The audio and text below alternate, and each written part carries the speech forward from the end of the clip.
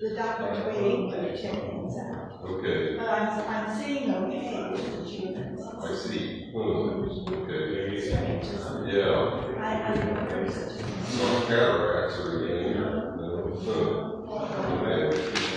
I don't know if they've got all these new drugs they're advertising for eyes now. Oh, for eyes? Yeah, something about wet AMD or something. I don't know what that is. It's macular degeneration. Yeah, wet or dry. Yeah. It's probably stuff I can't afford. So.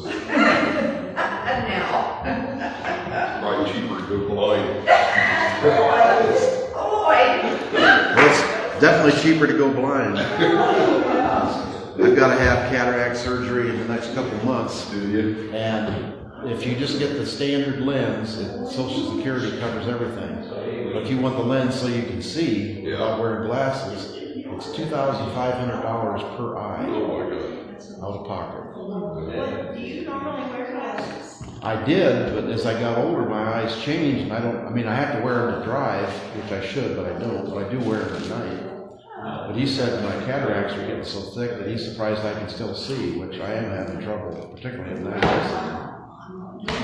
So, but I was just, it's the same thing with everything else. If you do the basic, the cheapest one, the insurance covers that. So if you do anything, the extra stuff, then you gotta have your own money to do that.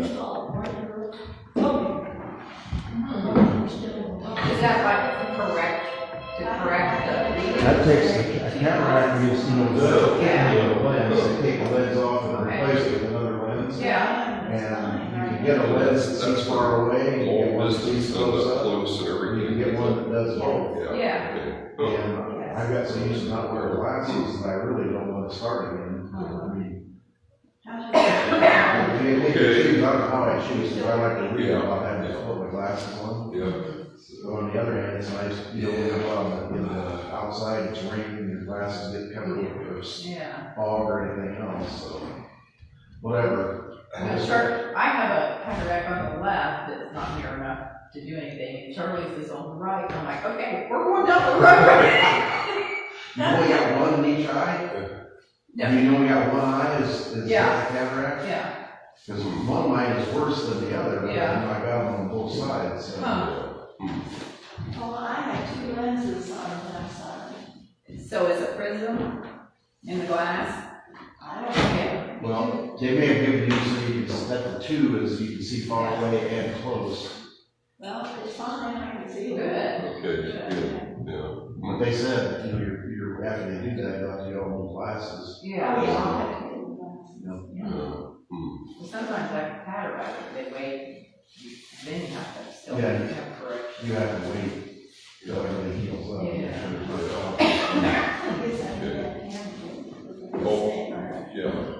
Number 20 and number 79. 20 is the first one.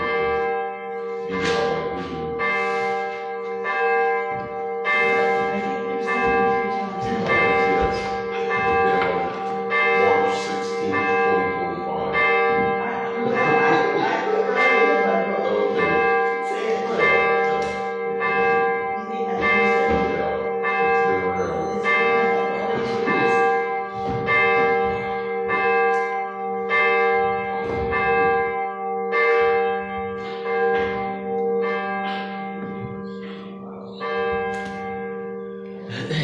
Mike's here, isn't he? Yeah. Oh, okay. I thought I saw him. All right, welcome to First Universalist of New Madison on this nice spring day.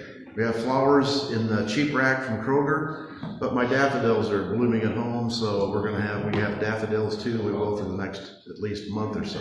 We'll see how long they last. Do we have any announcements? Derek will be here sometime in April. I forget the date. I'll give you a notification ahead of that. And we'll have the combination service with El Dorado.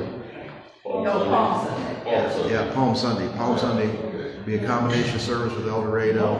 And we'll provide the food, and we'll get to that as we go along. We've done that before with no trouble. And we're going to have it at the church, so we'll set the tables up and everything else here. Let's see.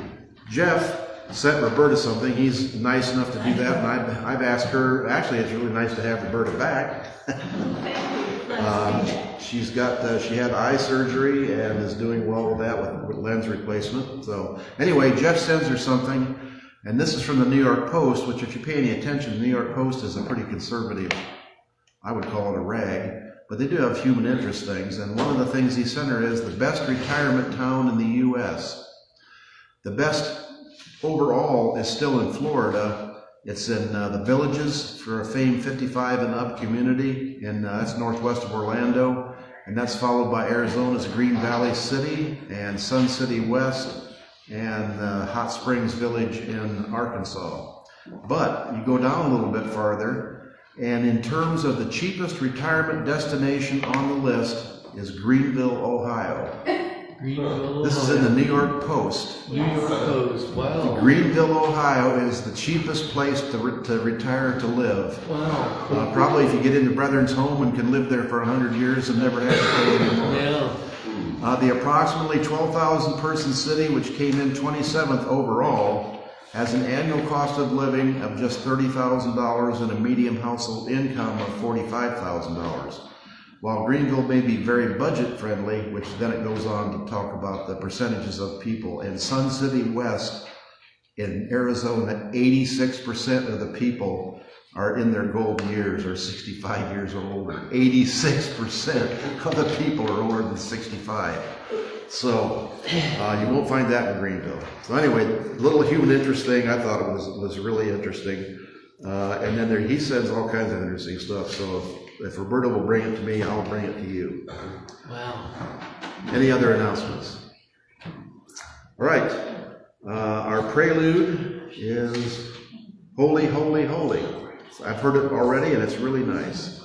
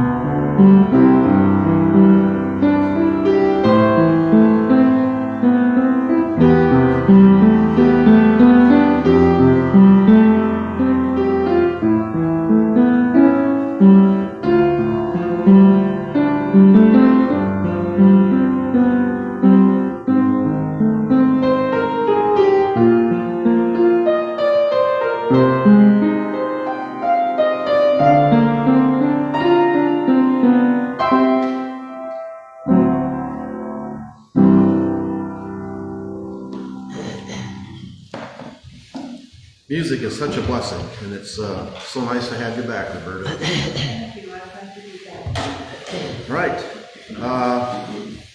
We've been having trouble, or I've been having trouble, which means you've been having trouble, because the news has been so spectacularly dismal for the last 2 months, or 3 months, I guess.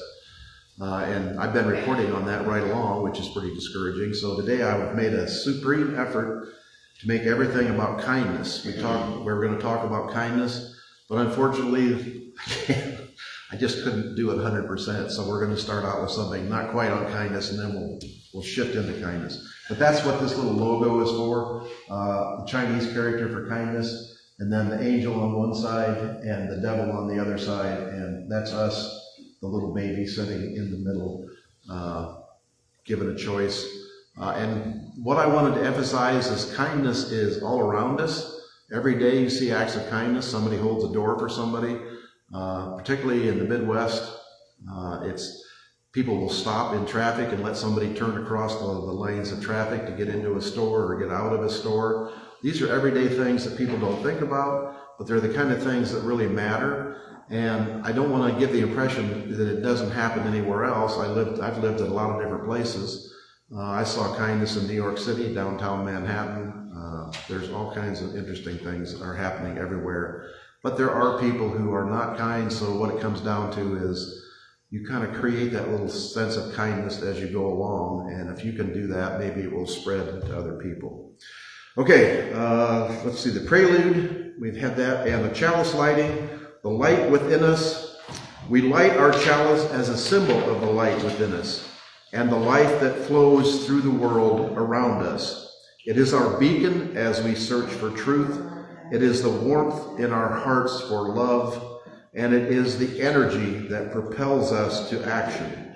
May we be kindled by our time together. That's by Brian C. Lee. Let's get the unpleasant part out of the way first. Do you recognize either one of these two pictures? This little boy is DJ. He was mentioned in President Trump's State of the Union, or beginning speech that he gave to Congress, the joint session. He was a sufferer from cancer, who survived and is brought to the Congress and raised up and given an honorary membership as the Secret Service. His parents are very conservative, which is how they got the connection to President Trump. What they didn't mention was Elon Musk has canceled all the research funds that go into children's cancer. So on the one hand, they're celebrating a survivor who is a supporter and then condemning the others to not such a good future. This little girl on the left, does anybody recognize that picture? She and her parents were in Arizona. She is a survivor of brain cancer, was on the way to the doctor's office for a checkup because she was having headaches and possible relapse of symptoms. Her parents are undocumented, but she and two of her siblings were born in the United States, so they're all citizens. They had letters from the hospital, they had referrals, they had all their appointment lists and everything else. They have to go through checkpoints to get to the hospital in whatever town it was in. And they've done this for the 2 or 3 years that she's been doing this, gone through checkpoints with no trouble. In February, when they went through the checkpoint with the new ICE people, they immediately arrested her parents and sent the parents back to Mexico. The parents had a choice to leave their daughter in foster care with nobody who knew anything and would take care of her, no guarantee that she would be taken care of. So they took her back to Mexico with her. So she has no access to medical care. The doctor said it's like a death sentence, basically, because her symptoms are still returning. This is an anathema. This is the opposite of what kindness is supposed to be about. Every situation declares and denies and needs a certain sense of reality to it, a certain sense of compassion and humanity to it. Prior to this time, she was allowed through the checkpoints. They didn't bother the parents. They're illegals, but they're not criminals. They have no record. They both have jobs. They pay rent. They're good, upstanding citizens in their community. That all changed in January. So that's the reason that I put those two pictures in there. And the one thing I wanted to start with is human kindness has never weakened the stamina or softened the fiber of a free people. A nation does not have to be cruel to be tough. Franklin Roosevelt. And we'll talk a little bit about the Depression as we go along. All right, opening hymn is number 20, Be Thou My Vision.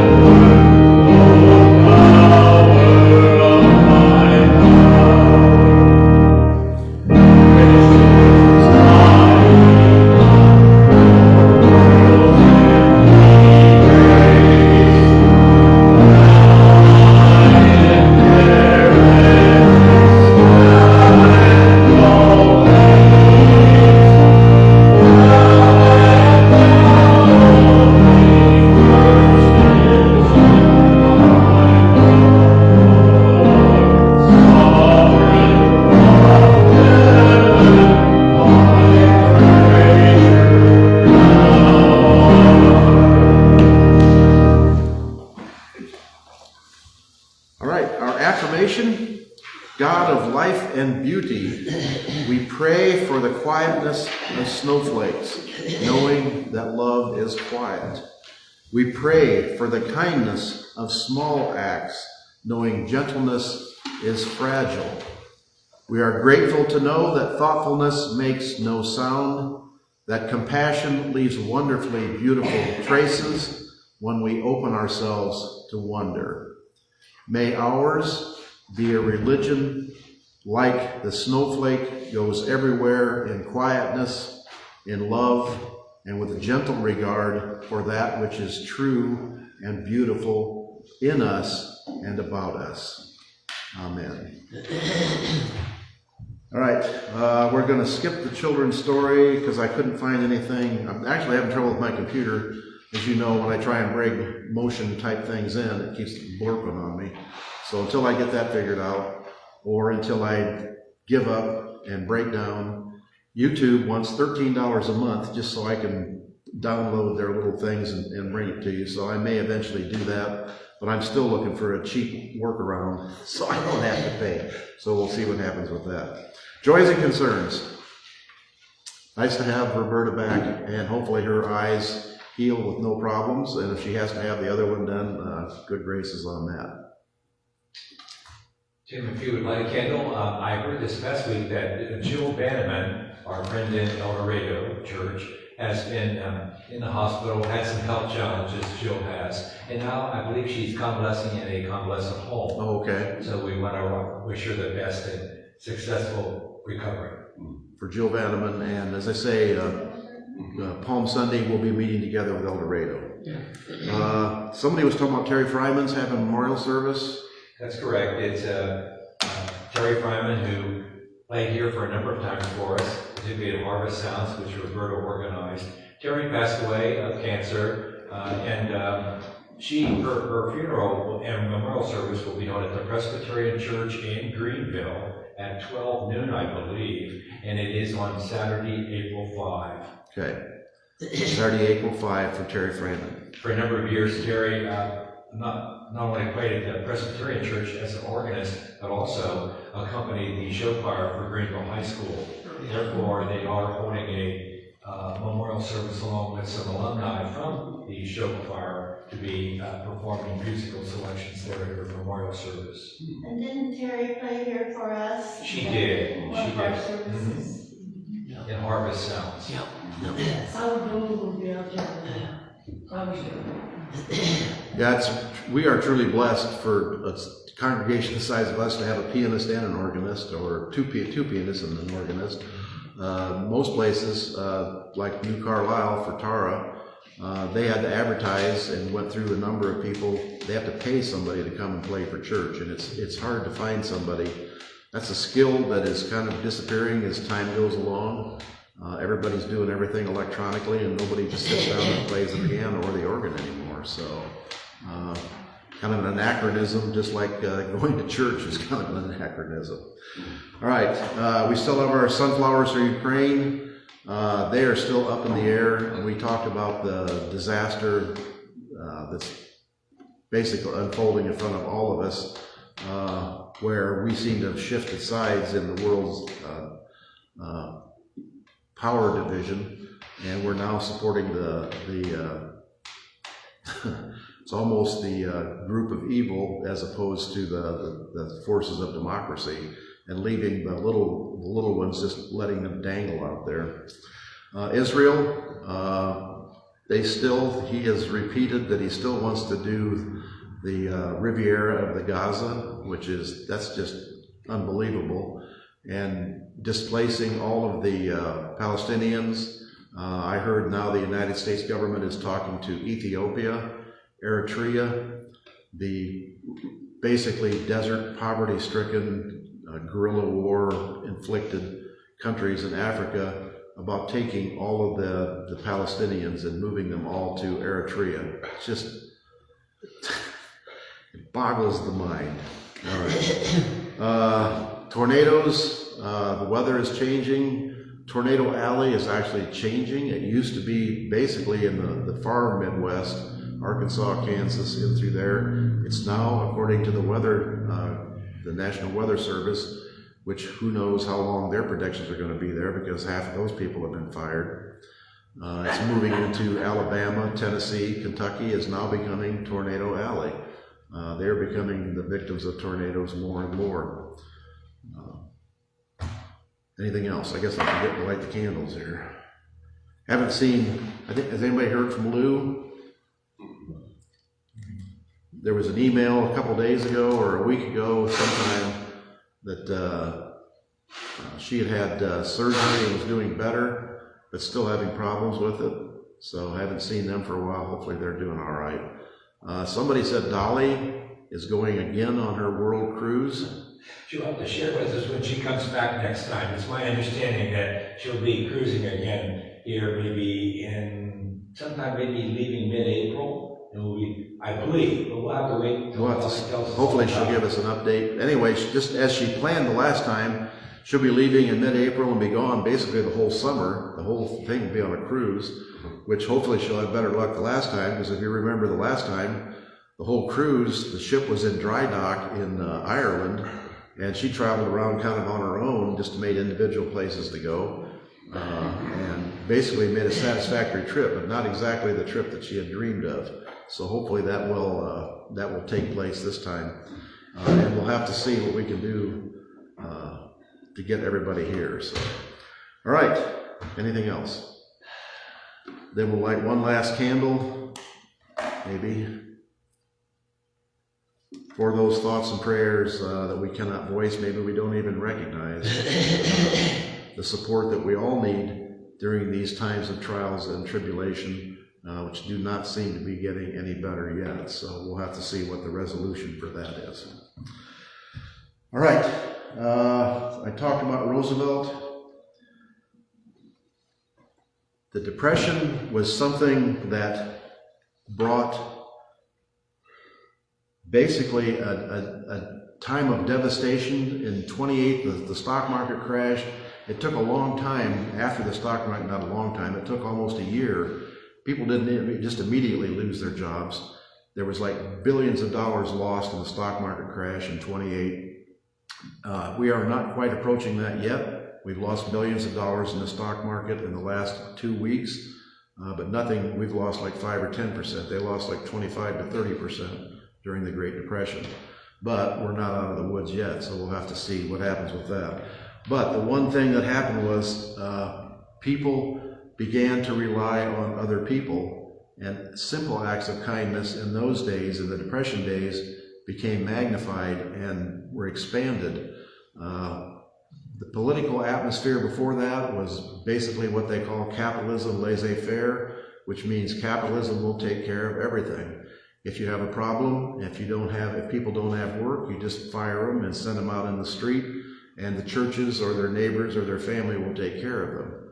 With the masses of people that were unemployed, 25% unemployment during the height of the Depression, there weren't enough neighbors and churches to do that.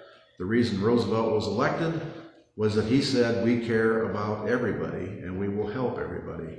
So not only did they have food kitchens, they had the WPA, they had the arts, employment.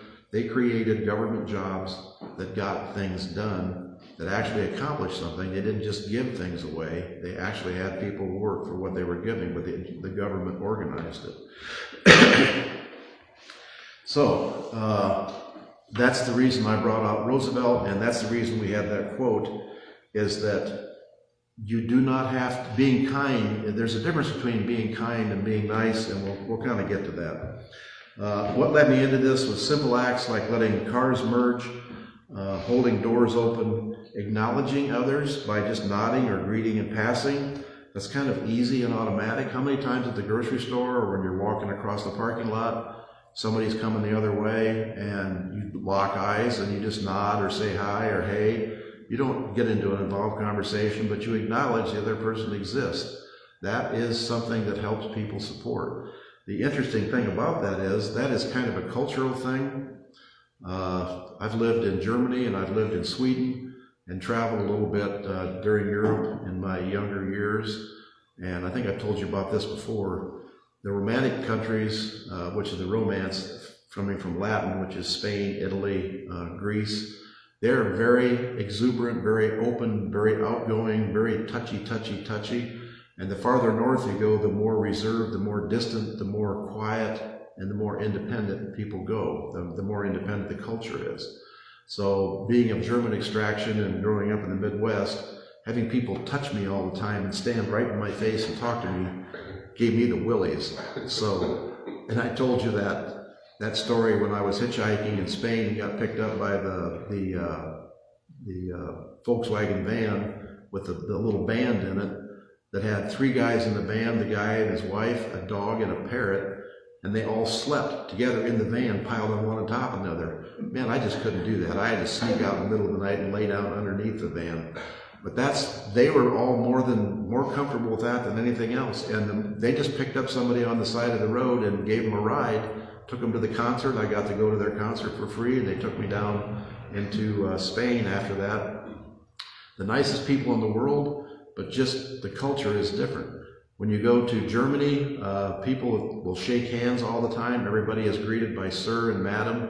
But there are people still do acts of kindness. They obey the law, literally obey the law. I would be coming home from doing some things in downtown Berlin at like midnight, walking home. The streets are completely deserted. 3 or 4 people and I will come to the street. The crosswalk says stop. They stop. And they don't cross the walk till the crosswalk says walk. This is like 12:30 at night and you haven't seen a car for like 10 minutes. When the crosswalk says stop, you stop. And when it says go, you go. And heaven forbid you never try and cross in the middle of the road. They just follow the rules. That's just built into their culture. But I was found in Formentera, which is an island off of Ibiza in Spain. Met some German kids from Berlin. They invited me to come up. I showed up at their apartment. They let me sleep there for like 4 or 5 nights. They showed me an apartment for another German kid who was traveling in India or someplace, and nobody was watching his apartment, so I got to stay there for free for watching his apartment. Just, they're nice people all over the world. I moved to Sweden because I met somebody at the train station. She was just coming and got off at Berlin and saw me standing there. I don't know what I was even doing. Came up, introduced herself. We got to talking. She said, "Come to Sweden and visit me." Yeah, okay. I mean, it's just unbelievable the kindness you'll find in people, but it's culturally dependent and it's kind of dependent on who you are and the situation you create for yourself. Sweden is considered a very advanced liberal state with lots of support for their group, but even in Sweden, in the subways, I would find writings called Utländer reser hem. Utländer reser hem. That means foreigners go home. Even in Sweden, that still exists. It's not, no country is perfect. No country has everything done right. And we certainly cannot hold ourselves up to do that. But every country has elements of good, elements of not so good, elements of kindness and openness, and elements of reserve and quiet. Okay, I've talked about this example before. When somebody passes you on the highway, maybe they don't pass you. I'm an old guy and I drive slow, so people pass me all the time. But it's really, to me, indicative, and I've talked about this before, if they zoom past you going 90 miles an hour, like 3 inches off the side of your car and cut right in front of you, so you almost have to lay off the accelerator but so you don't run into them, and no signals whatsoever, how does that make you feel? What kind of person do you imagine that is? I try to say, well, they're taking their kid to the hospital, or their dog had an accident and they're going to the vet, so they're in a hurry. I try to make excuses for them. But when people pass you at a normal pace, use their signal, get 2 or 3 car lengths, or at least 2 car lengths ahead of you before they pull in, that leaves me with the sense that there's a decent person, and I know I'm only going the speed limit and everybody else goes 5 miles above, so that's not a problem. Kindness is displayed whether you actually say it or do it, or whether you just show it. So that's the culture. And what I printed up here before I go on, this is, I don't know if you can read this. I think you might be able to read it. They did a survey of kindness, the way people feel about their own country as kindness, and this is the rank of the most courteous, the kindest, the ones who feel the best about their country, the ones who are the most impressed about how their country treats other people. This is hospitality. This is whether you greet people on the street, whether you're rude to people. Number 1 was South Africa. That really surprised me. I've not heard a lot about South Africa, but the other thing was, this is people who live there, what their feeling is on the hospitality of their country. 87% of the people who live in South Africa, which is a majority black nation, said everybody in the country was kind, considerate, it was a welcoming country. I'm not quite getting that impression from Elon Musk. Maybe you just heard the South African ambassador has been ejected from the United States. They have kicked him out of the United States because Elon Musk says, and I talked about this last week, the white farmers, who are like 7% of the population, own 80% of the land. The South African government, which is majority black, and that's the recent thing since the end of apartheid, has been trying to secure more land for the black farmers. They're not appropriating it, they're not taking it. Land that is in question, they are paying for it. But the Elon Musk, who left, who grew up during apartheid, who grew up when South Africa was segregated, who came to the United States as a student, and then quit college, lost his student visa, and was here as an illegal immigrant until he got his business started, which I also heard today. He talks about self-reliance and business acumen, and how this is the land of independence. his business, Tesla, was started with a $400 million grant from the government of energy, the Department of Energy, to help advance electric cars. And it was started by 2 other people. It wasn't started by Elon Musk. It was started by 2 other people. He bought into the company and basically pushed those people out. So there's a lot of hypocrisy floating around here that we need to fight with. But anyway, as you go down the countries, we're down here at 15 for the friendliest or the most hospitable to, and I hate to even hazard a guess as to where we're going to be next year if they did this. We're ejecting people right and left. Actually, the last thing I heard was now they are starting a new list. You remember the first administration, there were not to be any Arabs admitted to the country for any reason from certain countries. There is a list of 15 countries now that will not be allowed to visit the United States. This hasn't been passed through yet, but this is what the rumor mill is coming up with, which you never can trust the rumor mill anyway, but it would not surprise me.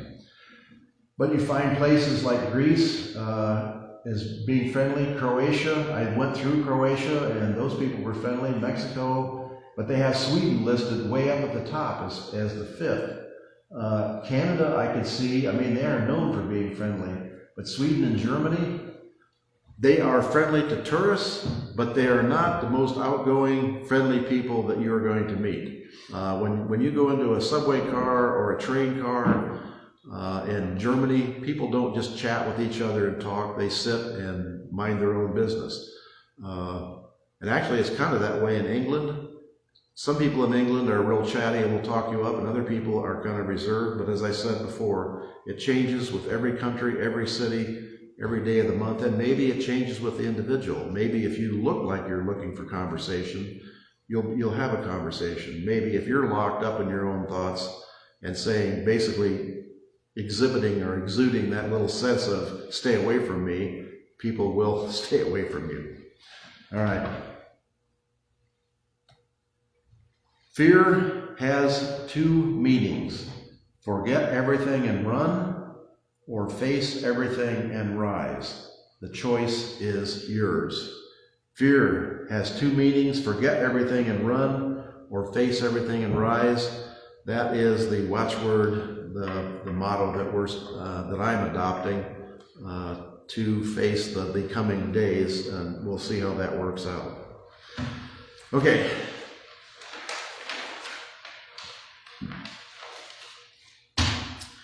Kindness is a kind of behavior marked by acts of generosity, consideration, or concern for others, without having an expectation of praise or reward. It is considered a virtue and is recognized as a value in many cultures and religions. Kindness can be expressed through kind deeds or favors.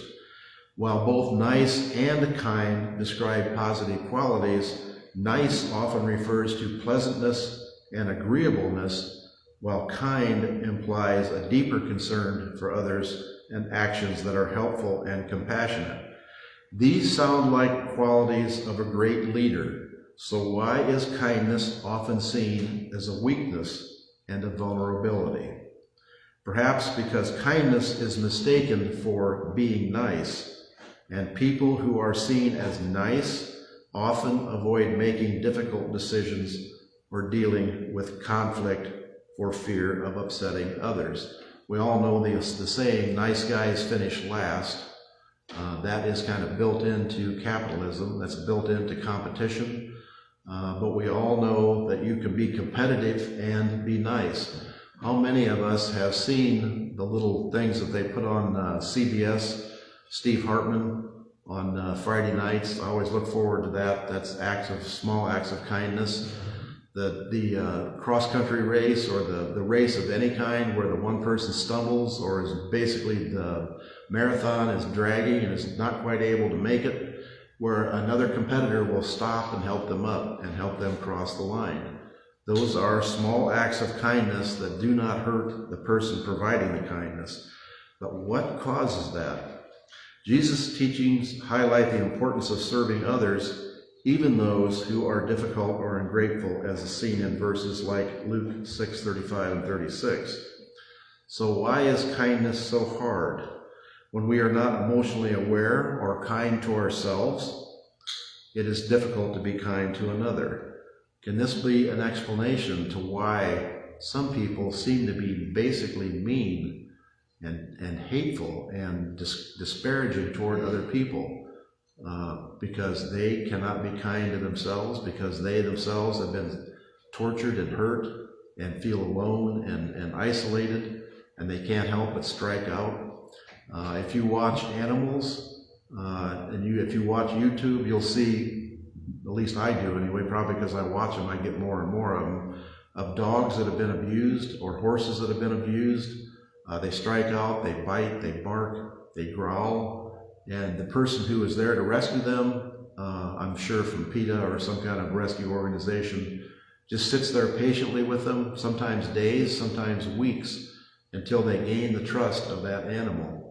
And that animal who has been abused and hates people and is afraid of people and bites and snarls and basically turns away and hides behind the furniture, within months is romping around the yard, chasing a ball, wagging its tail, laying its head on that person's leg. Kindness and trust have a value in life, bigger than we can actually put on it. The lack of that has an evil intent in life. The lack of kindness causes more trouble to more people. And that's the sad part about the people who act out of spite and evil and anger, is the anger and the evil that they spread and the kindness that they prevent. So learning to have greater self-compassion can put us in the right psychological, emotional, and mental state to be kind to others. Kindness is the language which the deaf can hear and the blind can see. Anybody know who said that? Kindness is the language which the deaf can hear and the blind can see. One of my favorite authors, Mark Twain, a tremendous philosopher who was an observer of life and had a wry sense of humor that made fun of the things that needed to be made fun of, but still had a sensitivity. And you can see where that happens if you are a kind, open-hearted, loving person and you see the cruelty that goes on in the world. Sometimes a little bit of cynicism and a little bit of dark humor is your only way through it. So, any comments, questions? Any examples that anybody wants to give of kindness that they have observed? I think it's interesting at the earliest grades of education, organized education, and probably at the home as well, kindness is best taught by role modeling. And you see that in a nursery school, a kindergarten class, a first grade class, and as it goes upwards in terms of grades and grade experience, there's still the kindness, but it becomes more, if you will, institutionalized. It's more formalized, okay? Because there's rules and there's procedures and there's process. Unfortunately, it's interesting to note that in some children, particularly I think the older they get, they role model off of those who are doing the opposite or contrary to what's an accepted value. And they're using those individuals, other kids, as role models versus those role models that were taught to them at the various earliest ages. And I wonder how that evolves. And then I guess I also wonder, where does it switch over back to kindness again? And not that every child is unkind, that's not my point. It's just that they're more apt to be not kind consistently, let's put it that way. Yeah, it's interesting, and I didn't talk about that, but it's really interesting. Is kindness a genetic thing, or is it a cultural thing? Do you learn kindness from your family, from people you grow up with? Because everybody knows how cruel kids can be in school, and primarily the grade school, the little kids. There was when I was in grade school, that was like years and years ago, there was a kid, Kenny Potts, lived next to the school, and they used to torment him, call him Pots and Pans, and he just looked like an ordinary kid to me. I couldn't figure out why did they pile on this kid, and why were those kids so mean to him? And they don't seem, it wasn't inspired by an adult. They do that on their own. It's almost like Lord of the Flies. What's going on with that? So it's peer pressure. Yeah, And is that the peer pressure that one bully then controls the entire elementary school? And maybe it's only when you become self-aware, and that's what I was beginning to wonder. When you're a grade school kid, you're not thinking, you don't know who you are or what you are. You're just, they put you in a situation and you're just kind of reacting the way you have to react. And you're open to all the stimuli that are around you. But as you get older, you start to be aware of, I am a person, I can make decisions, I can be who I want to be. I can say, I like this, I want to be like this, or I don't want to be like that. I saw an example of somebody I do not want to be like. But is that genetic? Or can that be taught? Can you teach people not to be bullies? Or is that just something that's born into you from your grandfathers or your great-grandfathers or your great-grandmothers or great-great-grandmothers? How come some people torture cats and dogs and get pleasure out of inflicting pain on other people? They didn't learn that from their parents, I don't think. So there must be some genetic whatever. It's an interesting thing, and we're still looking for the answer for that. Maybe the genetic part is emotional, reactive, if you will.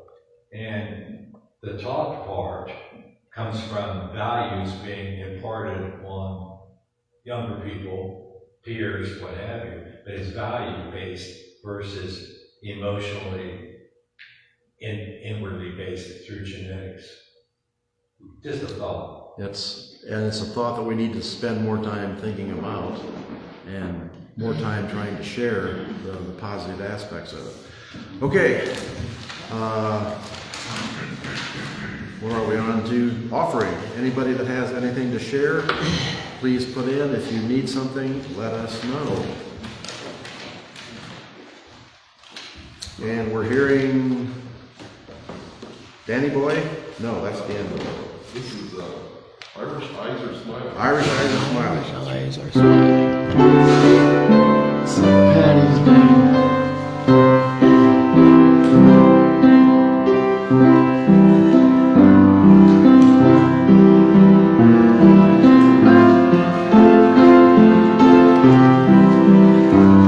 Good job.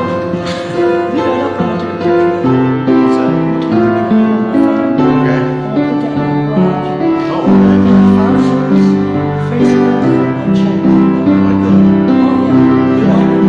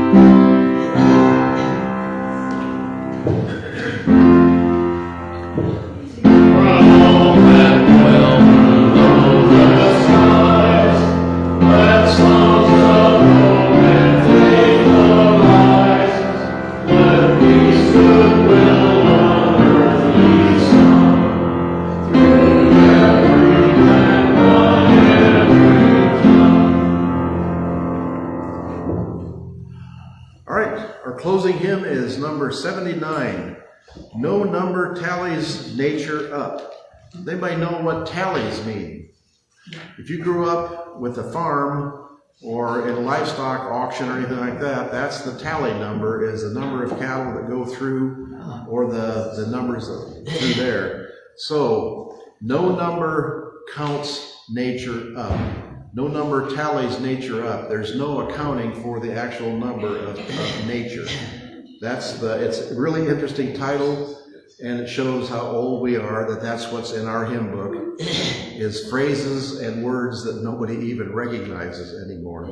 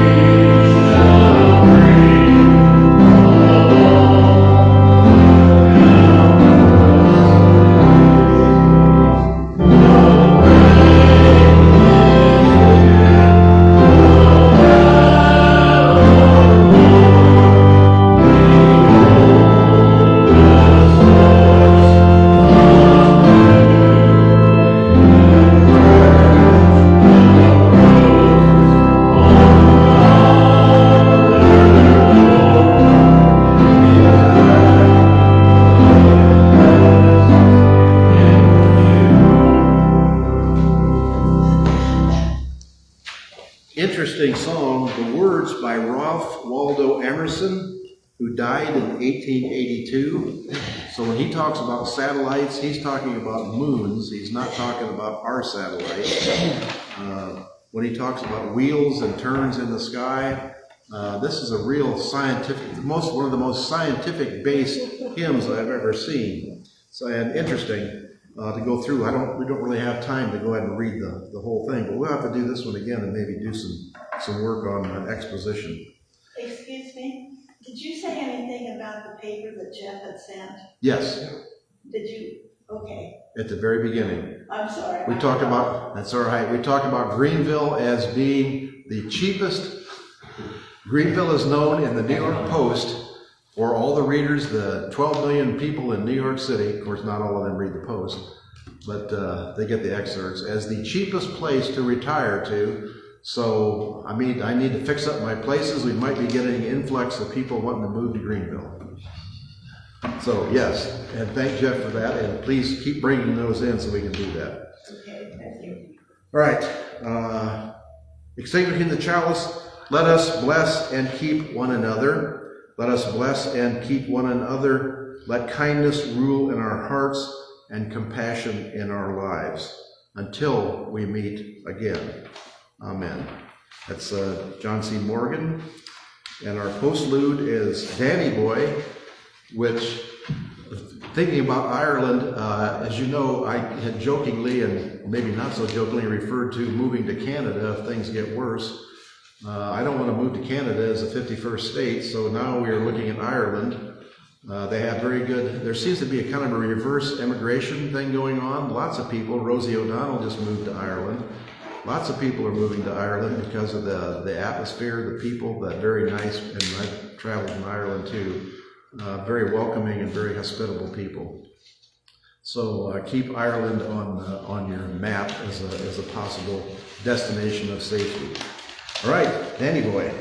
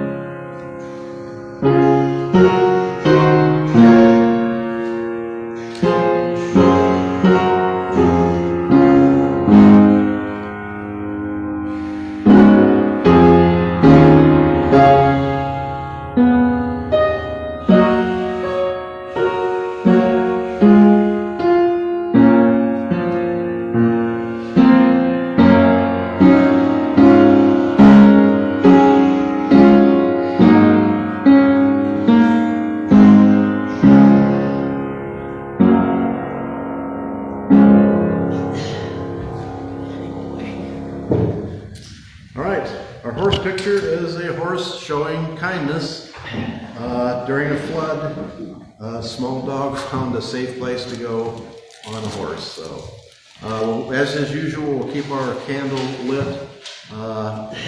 Let's say a flickering light of kindness in the darkness that seems to be enveloping our country, with the lack of kindness just being expressed from one end to the other. Hopefully that will change in the future. So have faith with that. All right, donuts and coffee are back there. Let us know if you need anything. Have a good week, and hope to see you next week. Thanks for a good job. Okay. I like my horse too. You like the horse? Okay. I like it. I like it. Good talk. Good talk. It's all about people. I wonder what's going to happen down the road. He's talking about Liking is nuts. I think he's really a straight. It's out. He's but he's serious about taking cancer. He's serious about sending it.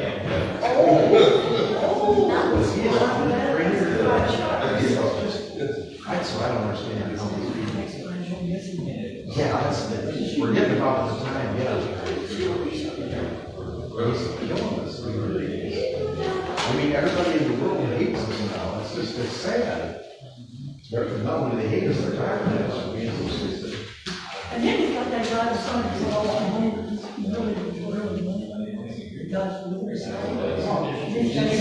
You see the things on YouTube now about the, come down to 1600 Pennsylvania Avenue and get your Tesla. Oh, yeah. I see that. We haven't seen that, let me show it to you. Oh, my God. Tesla, yeah, he can't even pronounce Tesla. Tesla. He called it Tesla. I didn't read that.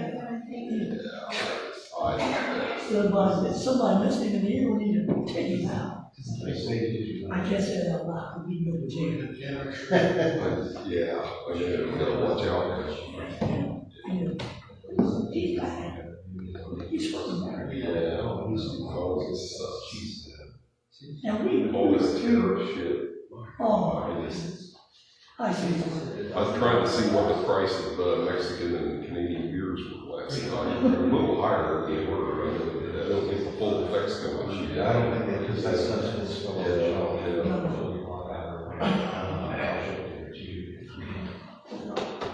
Because I know I've seen it. Looks like it's. Sign says that? No, it doesn't. The sign actually shows that no healthy child in America died from COVID. Look it up. No healthy child died from COVID. Look it up. He says no healthy child died from COVID. In fact, he said it twice, which means it must be double plus true. And perhaps we don't even need to. Just better send your Blackbird of searching for evidence. I mean, they're all like that. They just lie from one thing to another. The Pennsylvania Avenue, I'll find it to show it to you. I like to see it. It's a regular car commercial. Now, he actually did this. Trump went out in front of the White House and had 5 Teslas lined up there. Yeah. And still with Elon Musk and has the list, price list in his hand, and said, look, here's one for $35,000. And Musk is going on about how good they are, how cheap they are. And then Trump gets in the car and says, oh, look, all computers. I mean, he's not driven his own car for 50 years. He doesn't know anything about cars. And then he says, I'm buying one for the people to use at the White House. I mean, he's like a car salesman at the White House. It's like in the driveway of the White House, he has all these Teslas lined up. I mean, it's embarrassing. It is. He lies on auction. Jeez, what was this one? If I could find that, I'll show it to you back there. Yeah, I had it. Yes. Oh. Where'd they go? They were down there. Come on, go turn it. There's somewhere.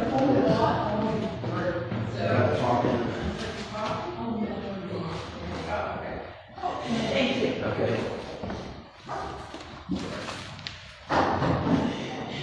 Thanks for bringing that in. Keep bringing those in if he sends them to you.